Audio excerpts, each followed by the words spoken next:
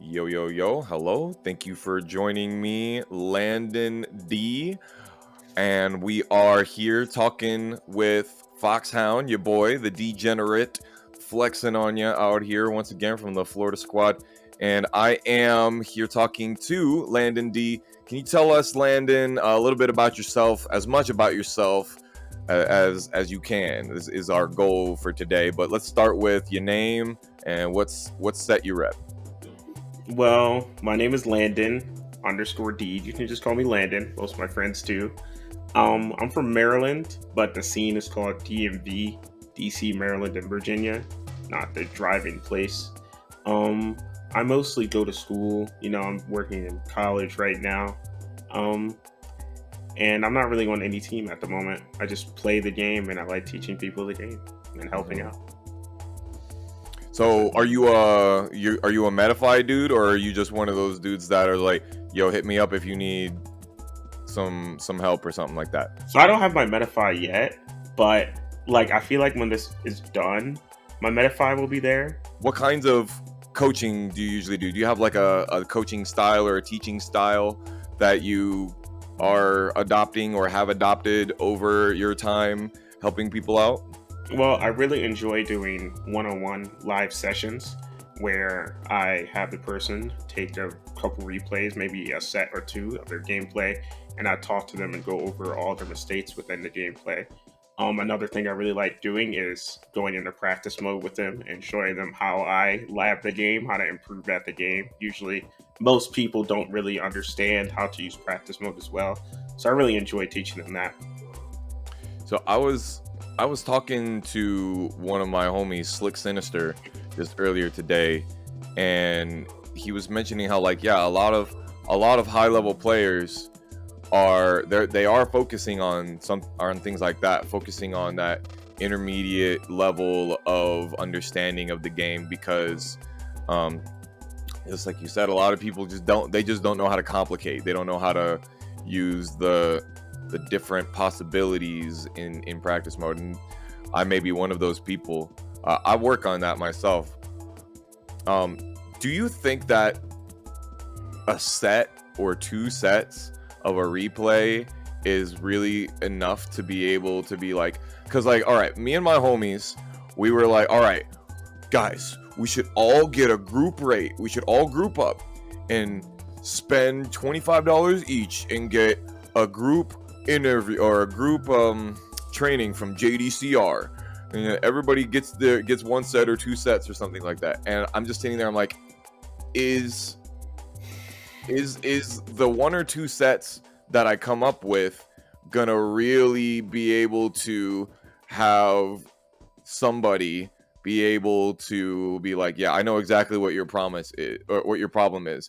Because I'm like sitting there, I'm like, I don't even know what clip that I would, or you know what I mean, what set that I might go for. Do I go for a set where I'm doing my best? Do I do a set where I'm doing my worst? And yeah, so I know that was a big loaded amount of question, No, but I know how to answer. does a set really help you? Is it that quick for you to be able to figure out what somebody's problem areas are? Well, surprisingly, it does take like only like one round to really see how someone plays Tekken, and you can really see a lot of mistakes in just the very first round. So within that, you really do only need like one set, because you can kind of see their problems like instantly. When they're moving around, a lot of people don't really realize how many things they're doing wrong right off the bat or what they could be doing better. So a lot of times they do come with like uh three or four sets and we choose, but like I only need to see like one. Yeah, because that's my thought, right? It's like, oh, you want to see me do a first to five, and it's like, bro, you know how long a first to five is? Like, and I mean, you're first to right. five is When, okay when, if, too. if you're able, if you, the competitor, Landon, by the way, what's the D stand for? Is it just your last initial? It's just my last name. All right. So if you Landon D, the competitor, go and play me, you're probably already in that first round picking apart my gameplay already. So for you to be able to do it in a lower stress environment is even easier, probably. Um, yeah, that makes a lot of sense. Yes. All right, so thank you for that. And I know I put in a coaching form for you a while ago. Said that I had a lot of stuff to do, and I do, as you can see right here. But I do want to get back to that. So let me, when we're done with this interview, I want to hit you up about scheduling because my July is very open. And All right. Well, when my Metafy opens up, you can schedule it through there. And I was going to say the people that had asked beforehand, that had already input forms beforehand, will get a discount of up to half. So sick. That's good to know. It's good to know. I like that. All right. So moving on. Talk about what character it is that you choose to play and why it is that you are choosing to play that character at this specific point in time in Tekken 7 Season 4. Well, the character I main currently right now is Fakulam, and mainly because I wanted a easier character than Devil Jin or a more updated character. And really, like, for picking a top tier character, there's a top tier character for everyone. You just really need to really feel out the style of it. But I really feel like Fakuram really fits everything I like in a fighting game character. He has unblockables, he's big, he's obnoxious, he has a lot of plus frames, his fighting style is cool, his character looks cool, he sounds cool. Everything about the character I like. So even if I've had some ups and downs with his play style and movement, I really want to make him work. Yeah, I mean, it's tried and true. Certainly, the ability of Fakuram to do work out there, and you said unblockables, and I'm like, he does it. Oh wait, you know what I mean? Like they're not unblockable unless they're at the wall. Yeah. Except that situation with the charged knee into the low, right? Those are free. I hate that. When I found out that was free, I was like, what is this garbage?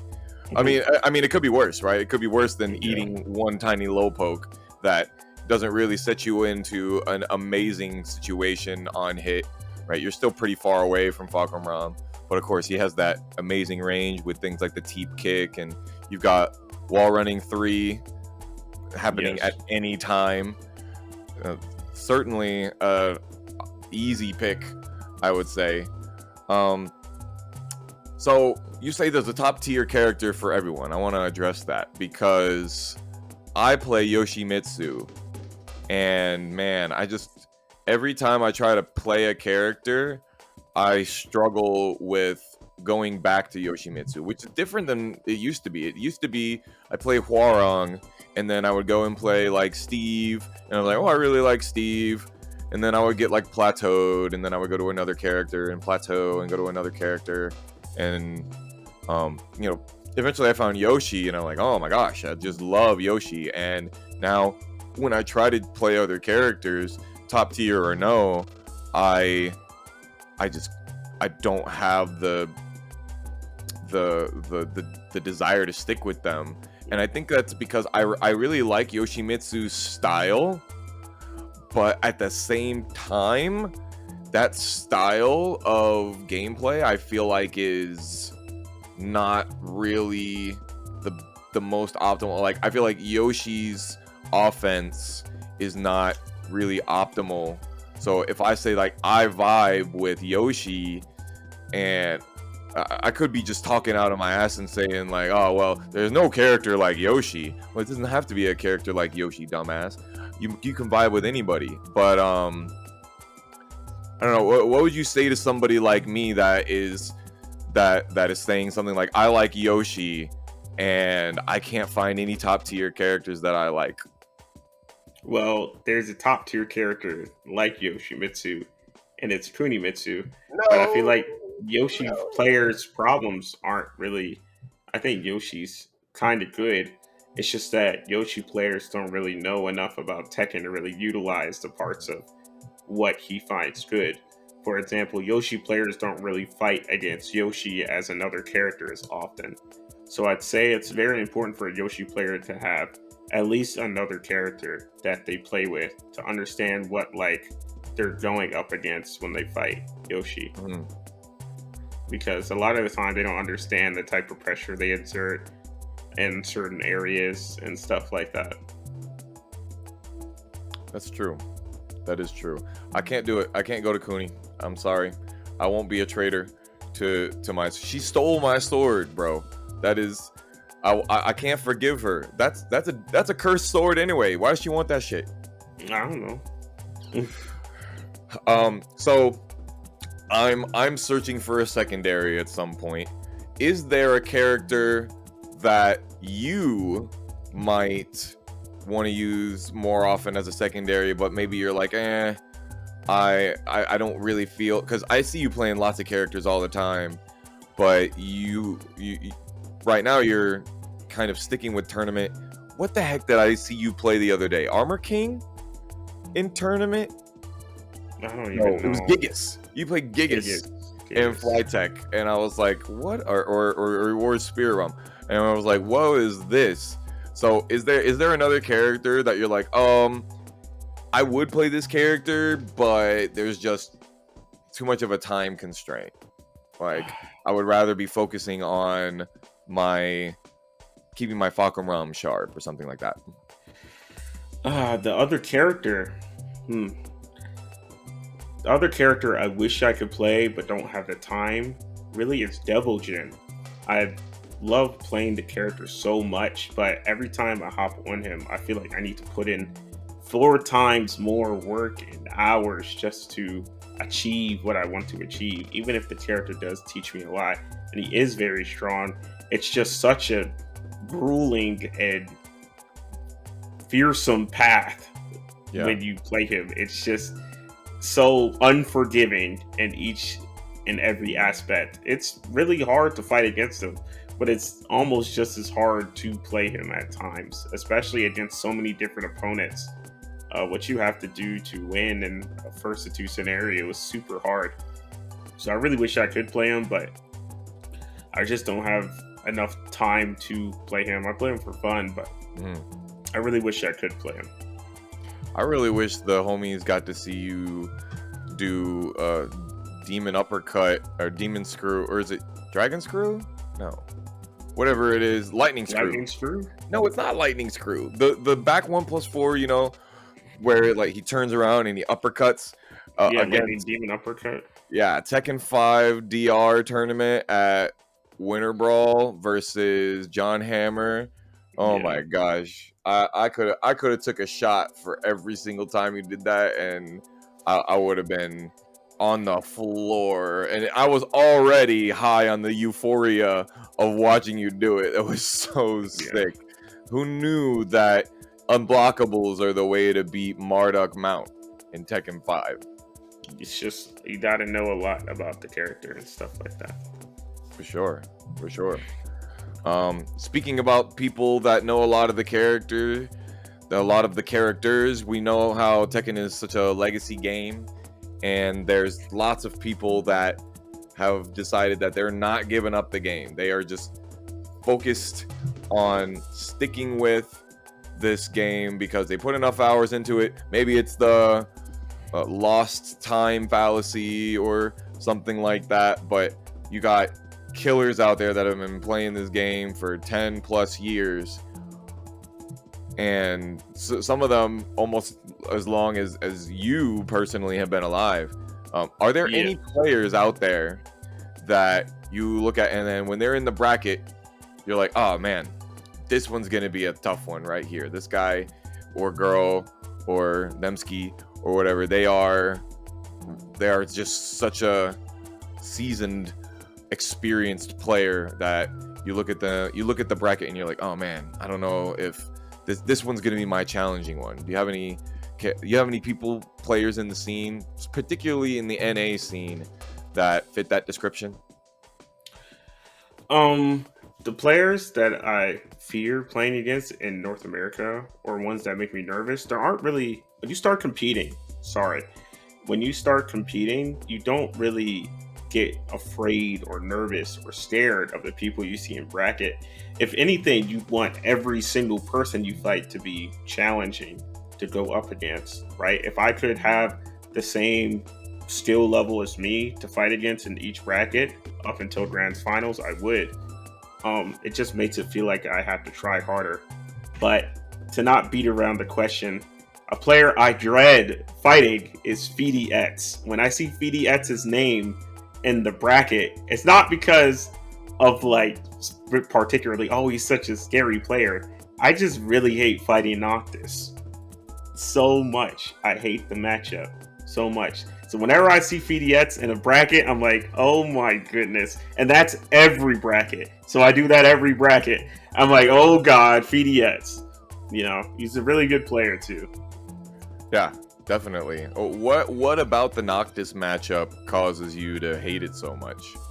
Well, Fakaram versus Noctis. The strengths of Fakaram are obviously number one, his range. So he can attack people where they can't hit him, right? Number two, his size. The movement is really good. Laterally back and forth, right? That makes him really strong. So and he needs to and three, the strings, right? Where he's like he's able to mix up the strings and scare people. Noctis has really good quick counter hits.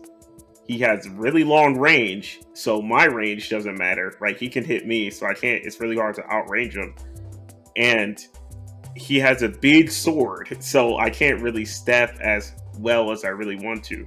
So it feels like the strengths of Fakaram don't really matter as much in the matchup. Plus, he has a parry, and if he really wants to, he could parry the parts of the strings that I charge up. Right. So it's very hard to really figure out. I've tried everything in this matchup. I tried trying to play fast. I tried just playing the player. The last thing I haven't tried is literally just playing patient. I feel like I have, but I feel like it's such a difficult matchup to exploit the weaknesses of Noctis. So that's why I feel it's hard. And I don't want to switch characters either. I want to do it with my own because I learn a lot whenever I do. I feel that especially that last part where like there is a way to win against any player and their play style and their character and their character's play style with your character. And that's not me saying like, oh well, I'm gonna stick with Yoshimitsu forever because there's no reason for me to switch to be able to win more. Maybe there's a character that I vibe with more, succeed with more, but I desire to win with Yoshimitsu. I want to win with the character that I've put in the most time with, and I should theoretically have a higher possibility of doing so with the character that I'm most experienced and have put the most amount of time into crafting the offense and defense of it. And if I switch to another character, I'm theoretically the only thing that's getting better is the objective quote unquote matchup of certain things like punishes and like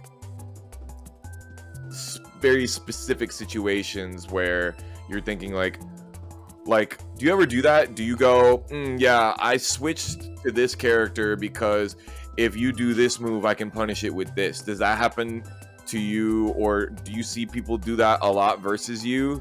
Do you get a lot of counter picks? Yeah, when you start playing higher level Tekken, it becomes very counter pick meta based, if not with the character, then with the stage. So a lot of people I know, Shadow doesn't pick Safina, but he picks Claudio versus me.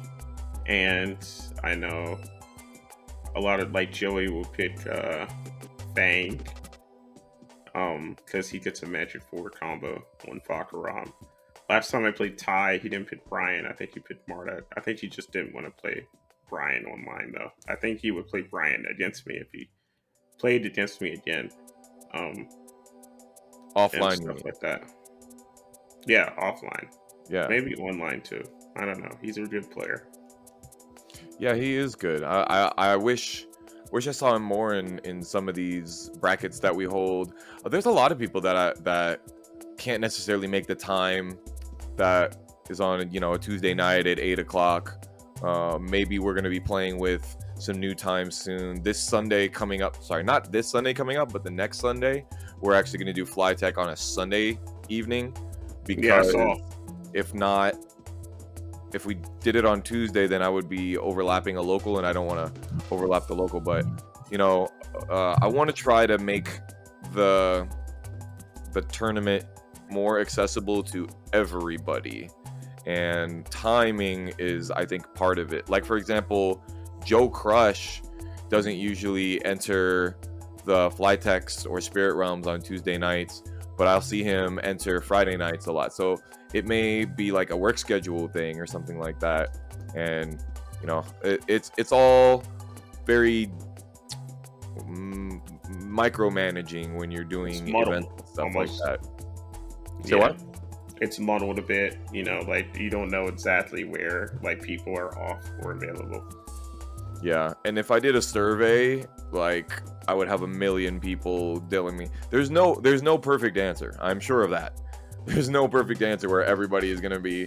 Where I know, like, ICFC is like, a lot of people can make that because it's Wednesday nights at 6 p.m. PST, but also that's 9 p.m. EST, and the bracket goes on for so long. Like, you'd be playing from like 2 a.m., 3 a.m. if you're on the East Coast. Which, well, I think the time you have now is pretty good. Tuesday, at that time, is pretty good. Regardless, you don't have to try to accommodate for one player.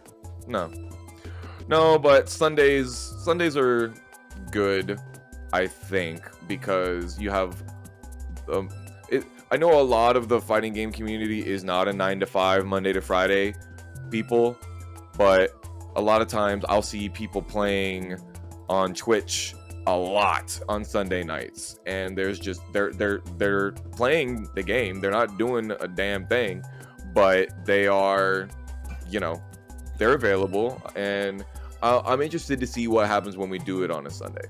Sunday nights might change a lot. Yeah.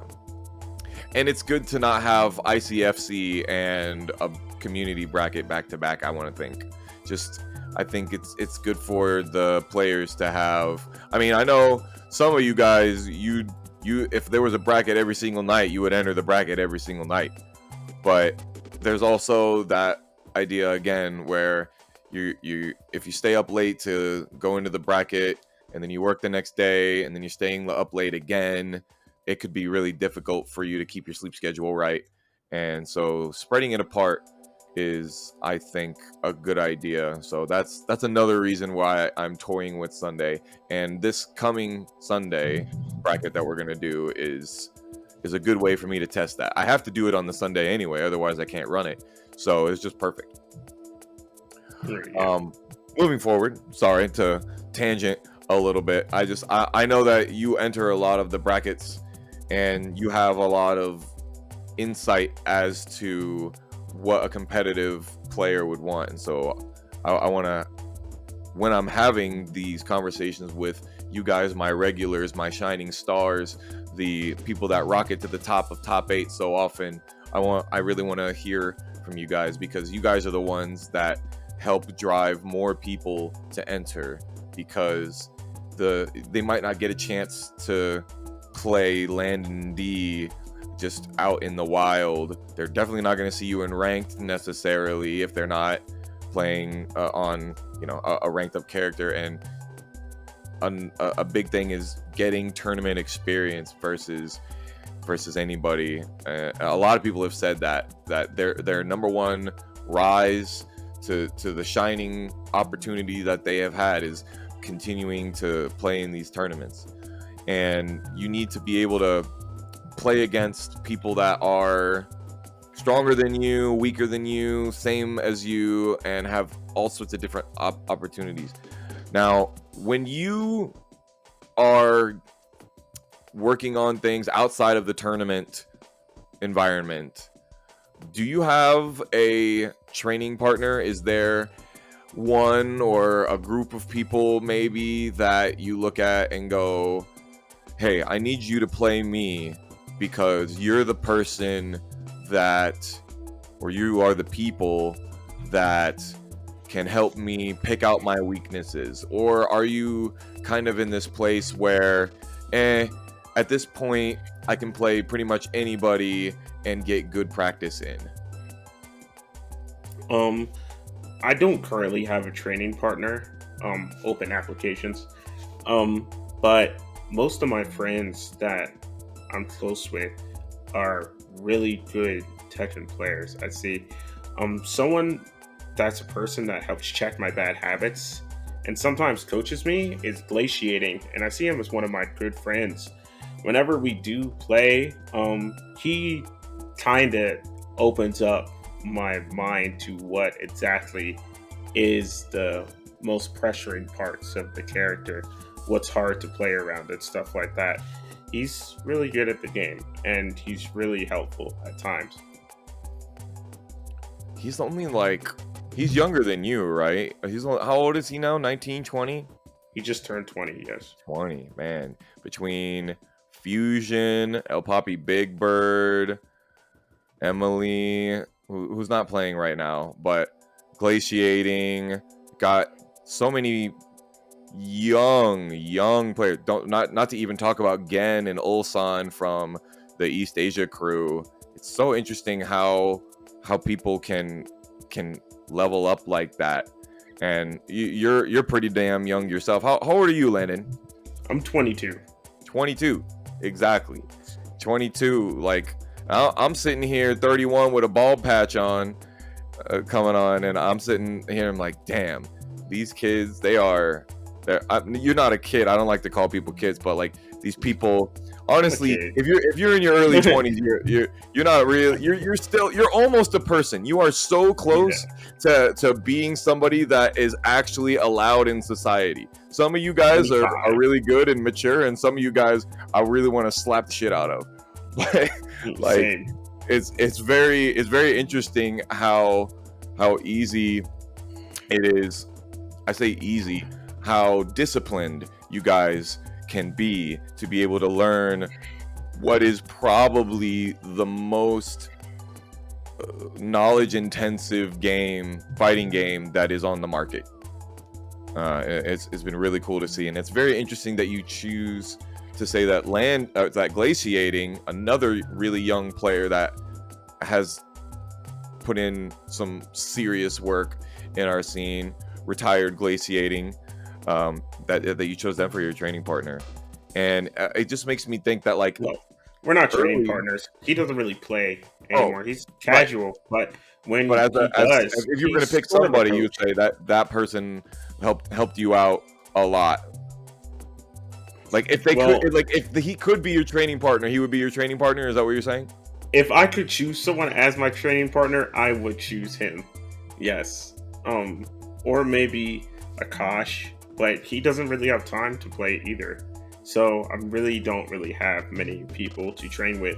And then Speed Kits lives all the way on the West Coast, so we don't really get good connection to play. So all my friends that I really want to play, I'm just in like this weird spot where like, oh well, right? So if anybody really wants to play me, like, hello, hi, like, Hit up that Metafy too, right? Yeah. Because that's so. I have another question, but I think it's really interesting what Metafy gives people to do, and it gives people the ability to trade their social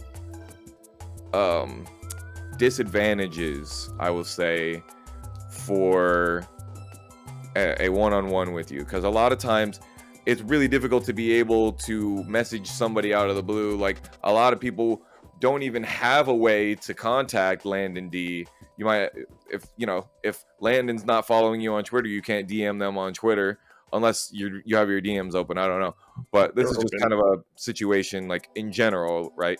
It's hard to look at a player and be like, oh man, I really want to play with that player. But when you open something like Metafy, you're on a list of people that have said, hey, play me. And yes, it's gonna maybe have a price tag to it, but I think a lot of people understand that time is money. And trust me, as a teacher, I look at this and I'm like, listen, you want me to plan? They got me doing summer school out here, dog, and it's 6 hours a day, and they give me 30 minutes to plan 6 hours of lessons. And I'm like, bro, if you want me to plan something dope, I'm gonna need more than that, and you're gonna have to pay me for it. But there's like another stigma that's going around with things like Metafy, where people are like, oh well, you know, it's not really cool to charge people to help them with the game. You know, a lot of people are looking at it as like, you know, if I want to get help from the game, I'll hit up one of my homies. And I'm trying to be like, yeah, but what if you don't have homies? And you're trying to pick up this random stranger who doesn't know you from Adam, and it's like, well, if I just hit you up, if you didn't even know who I was and was like, yo, can I play Tekken? Can you look at my sets and whatnot? It's like, I don't really know you. Like, if we're homies, it's like, yeah, you know, if you got homies that are going to help you out with the game and mentor you, please do. But I think it makes sense if you're going to try to look for a mentor, you would be like, all right, this person is going to spend a lot of time on me. You're going to pay them, right? Like, I know this isn't really phrased as a question, but what are your feelings on that? I've just like any other sport or anything, you'd pay a coach to, you know, tell you what to do or how to improve your game plan. You wouldn't just walk up to like some professional guy and say, hey, how do I fix my stuff? It's just not professional. But at the same time, you can get better at any game on Metafy by taking the steps to improve, by playing other people, asking questions, putting yourself in uncomfortable environments to get better. But you're trying to skipping that with money, kind of pay to win. Hey, can you just look at this and tell me what I'm doing wrong? Oh, you're not doing this, this, and this. Well, now you have things to focus on. Sometimes people get off the wrong track and, you know, they get lost in the sauce. So sometimes it's good to have just a helping hand to let you know, put you right on the right track so you can improve better. Because I know at times I wasn't improving at the pace I wanted to, but like even talking with someone like an international players, like even Arslan or again, like I'll improve like this right here. But if I talk to them, then my improvement will go a little bit faster because I know what to focus on and how to play. Yeah, and that's valuable. There is value to it. There is intrinsic value, and that intrinsic value can be turned into extrinsic financials when I think so. Moving on. You said that just talking to those players helped you, and I feel like there are things that some people know and other people haven't figured out yet. I think that's one thing that a lot of people say about themselves. They're like, man, there's something I'm missing. If I could catch this lightning in a bottle, if I could get this idea, then I'm on the track to reaching that next level. Exactly. And there's like an epiphany that happens, and you get lots and lots of them around your game plan. And you can feel free to say that this is kind of a trade secret for you to be like, well, this would be a coaching thing. But is there an obstacle like that you kind of had to overcome, and an epiphany that you had? Or just, I know, like we said, you probably had a bunch of these kind of epiphanies over time, but like, is there one thing that you could maybe say to our players and say, this was a problem of mine, this is how I overcame it with this thought process? The biggest problem I had was not looking at the screen. That's it. Paying attention to what is happening on the screen was the best thing I've ever done in Tekken. But what I mean by that is really understanding that your opponent plays off the reactions you give them. The second thing is timing. Most of Tekken currently is played off of timing. So when you become more aware, the whole point is increasing your awareness of the game. When you become aware, like this person saw me do this, and you saw their reaction to it, it really opens up the game. It's like, oh, they're doing this to get damage because that's something I would do. I need to get damage, so I would do something like this. So when you become more aware of strategies like that, right, it makes a lot more sense. It's really interesting that you mentioned both of those things, because both of those things are things that I recently tapped into, where I think people might know this. I tweeted a while ago, somebody told me, what should I do? And they were like, look at the screen. And I asked Fee, I was like, yo, Fee, how do I use the eye tracker so that I can make sure that I'm looking at the screen or something like that?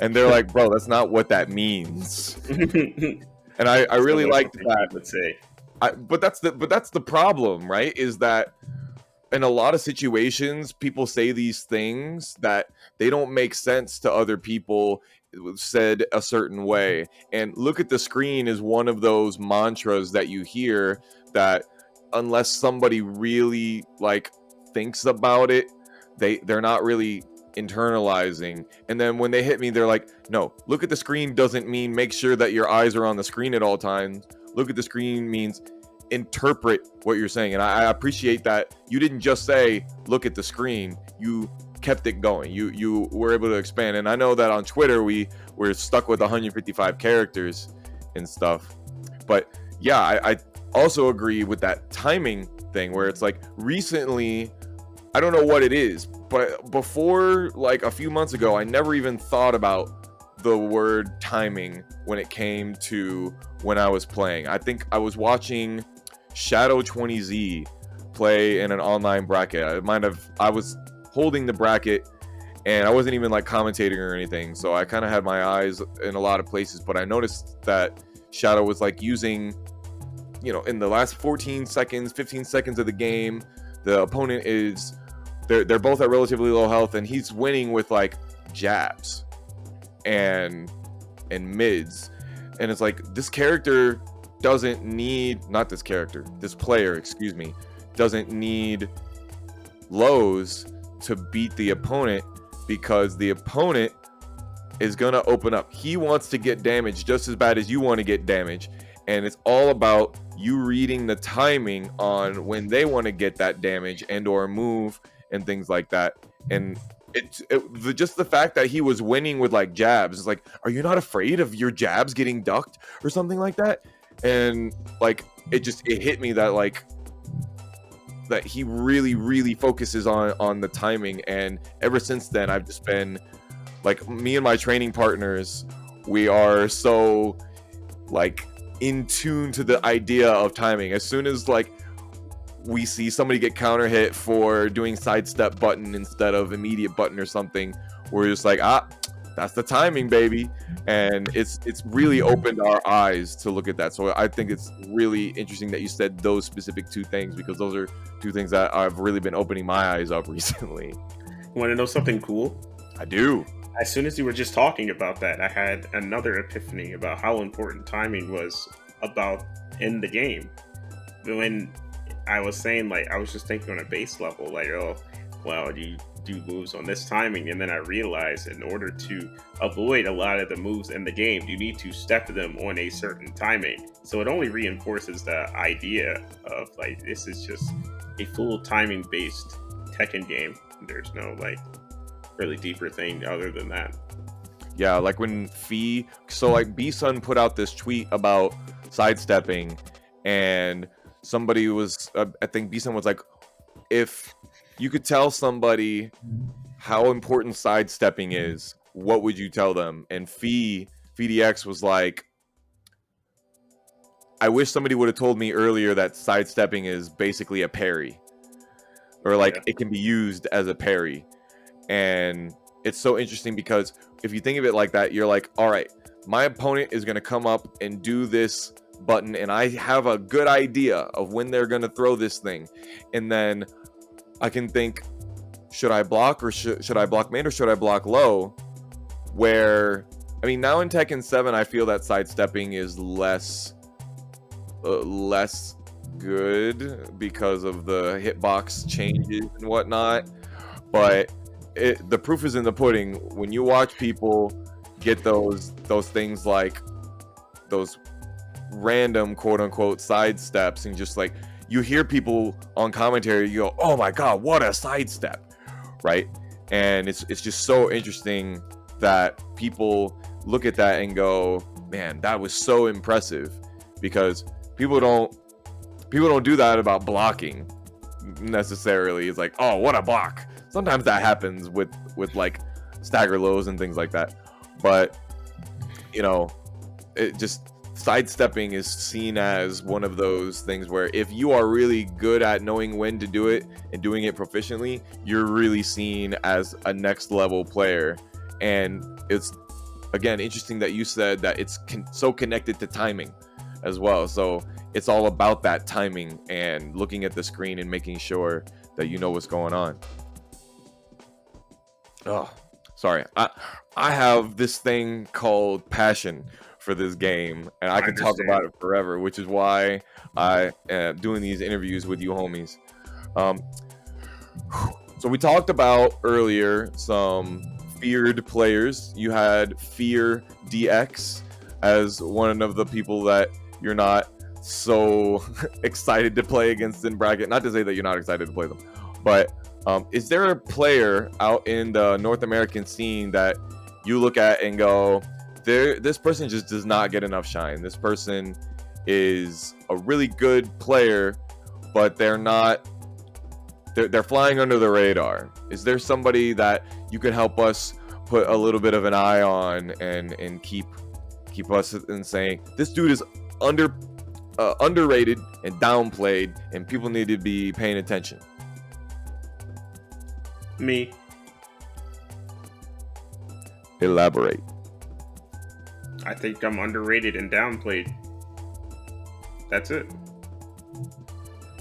Do you think you're underrated and downplayed because you win with Fakumram? No, because I just don't perform a lot of the times. A lot of the times I sacrifice learning for performance, especially in a lot of recent tournaments. I really take a lot of the time to understand my character and stuff like that instead of just focusing on the direct win. I want to understand more and how to win. That is something that I think we could all agree with, that it is very easy to say the win is important, and not focus on the growth. Do you do that in tournament? Do you go in tournament and go, I'm here to grow?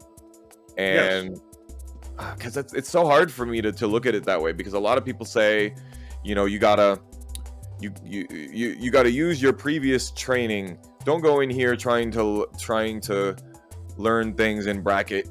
Like, use your previous training and let your muscle memory and your instincts do the work for you. And then after you look at it, are you like actively looking for growth opportunities during the match? Or is it like, all right, we got to win this set and it doesn't matter, I'm going to run my offense?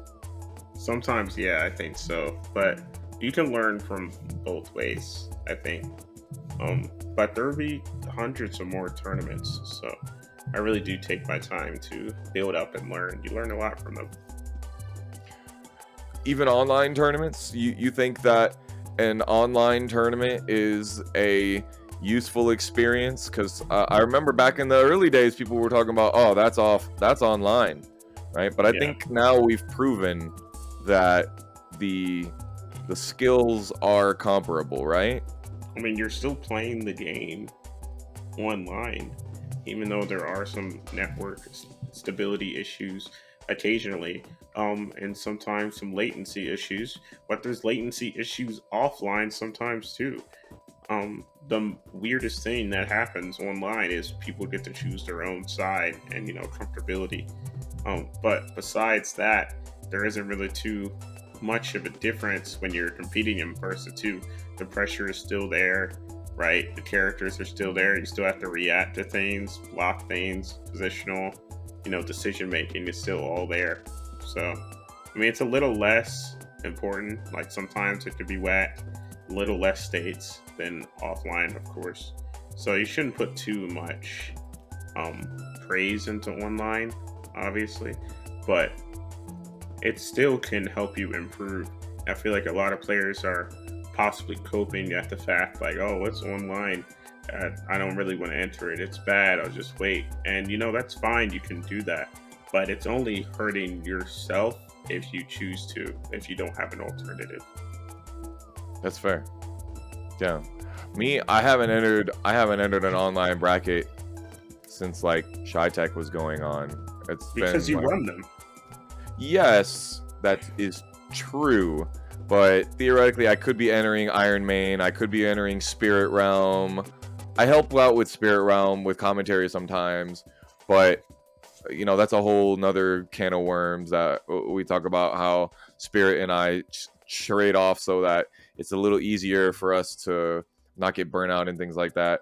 But I never look at myself and say that I'm a competitor. I always, I like to play the game, and I think playing the game and being competitive is fun.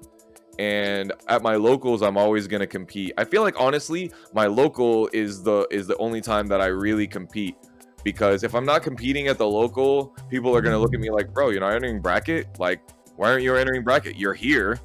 Like, you're not just going to sit and commentate, right?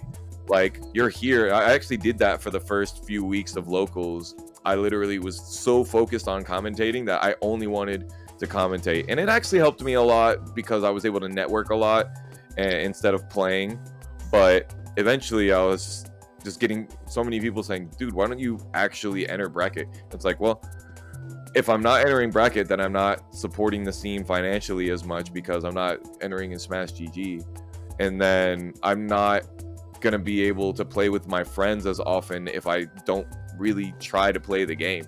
And part of how awesome Tekken works is that, like, if you have players that are your similar skill level, then it's really fun to play the game. But if you're not similar skill levels, if they start like having big wide skill gaps, it can be very punishing on somebody's mental. Does that happen to you where, like, you maybe have had some friends that used to play with Tekken, play Tekken with a lot, and then you got a lot better, quote unquote, at the game, and they just go, I don't know if I want to play this game anymore because you always beat me? I've had that happen a few times. No, really? My friends are like that. And I don't really try to surround myself with people with poor mindsets.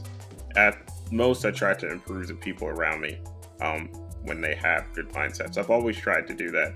I don't want to surround myself with people that don't have winner mentalities or have good framework, or people that don't take accountability for themselves. I really hate that type of stuff. Like, I despise it. I despise people that don't like to work for their stuff. I despise people that don't take accountability for their actions. And I really despise people that don't like know that you learn from failure. I hate all those people that are afraid to fail. It just want it out of my life. So you earlier said that people that don't have a winner's mentality. What is a winner's mentality? What does that entail? Well, winner's mentality is realizing that all winners are just big losers. No one starts out just winning, right? You have to go in and fail, and it's all about learning from failure. You shouldn't be afraid to fail at all.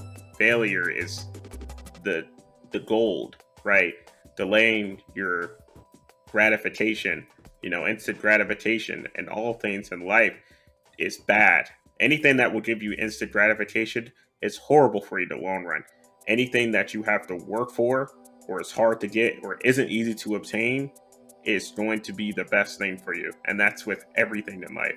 So if you work for things, let's say your health, maybe your Tekken skill, maybe your YouTube channel, maybe your Twitch streams, you don't just start off going in, right? You don't get the gratification instantly. It's something you need to build up and work for, right? You don't just start out just winning, stomping scrubs. right? You don't. That's horrible. You're trying to learn from the failure. Failure is the key to success.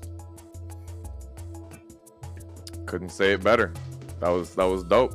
I'm really excited to be able to put all of these pieces of knowledge together for the people, because it's said a lot, but some people just don't get it heard from the people that are really making those strides, and really that they have the proof. All right, let's do a fun one here to end it off. If you could delete one character from the game, and I think I have an idea of what you're going to say. If you could delete one character from the game, which character would it be and why? Oh my god, remove. Oh, that's a hard one. Oh, it's a big tie between Geese Howard and Xiao Yu. What? Yes.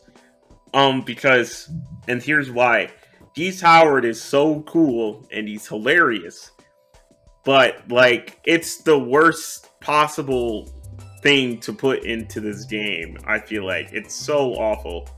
And maybe Akuma, but Akuma's kind of funny, and it's interesting to see how they would put a Street Fighter character in the game.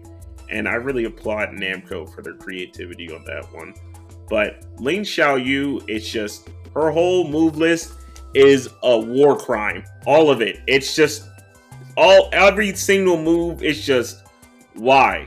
And then rage mode is just awful. It's just, please just, if I worked at Namco, first thing I would do is remove Xiaoyu. Or just like, I would rather them just like remove Xiaoyu, make Leroy a girl, and just put Leroy in place of Xiaoyu like they did for Chun-Li. That would just, whatever. Like, I'd be completely fine with that. I'd rather remove Xiaoyu from the game before Akuma. I think it would be Xiaoyu, Geese, Akuma, then maybe Noctis. Well, like Noctis is cool. I can't believe I said that. Noctis is cool. Yeah. Maybe I don't know. Tekken characters are pretty cool. So I don't know. It's very hard to decide. But Xiaoyu, please delete Xiaoyu from the game. Dang. A Tekken 3 waifu classic, Landon says. Or change how she plays. Oh, God. I feel like to the Geneva court, Amsterdam, The Hague. Say, nope, this one is committing war crimes internationally. In my game, yes. In my own Mishima dojo. Yes. Crazy. Landon, I've really enjoyed having this conversation with you. It's super great to be able to talk with you again. I was so happy to be able to hang out with you and Emily at Winter Brawl.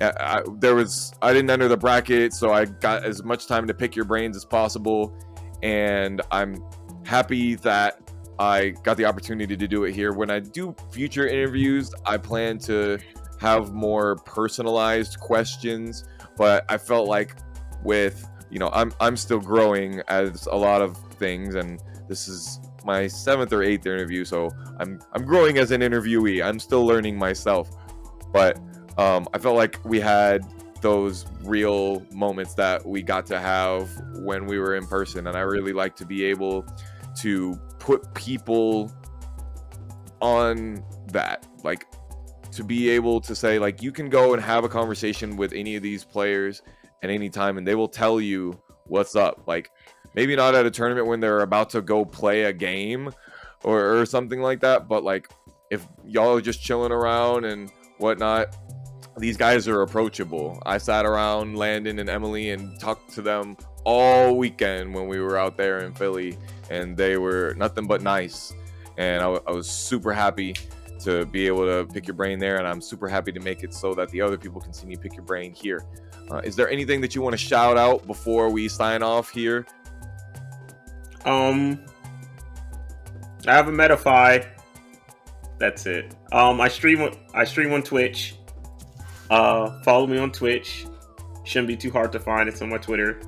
And subscribe to my YouTube channel. Thanks. New videos every week. That's it. All right. Yeah.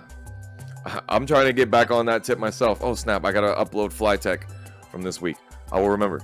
All right, Landon. Thank you one more time again. I have been with Landon D, and this has been your boy D Generation Flex Foxhound. I will see you next time. Ow!